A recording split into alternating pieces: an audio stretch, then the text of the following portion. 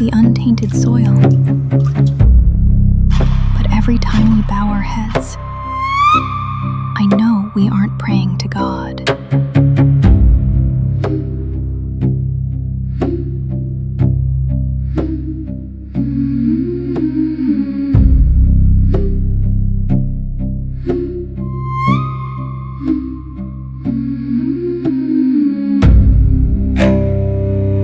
We chose to stay.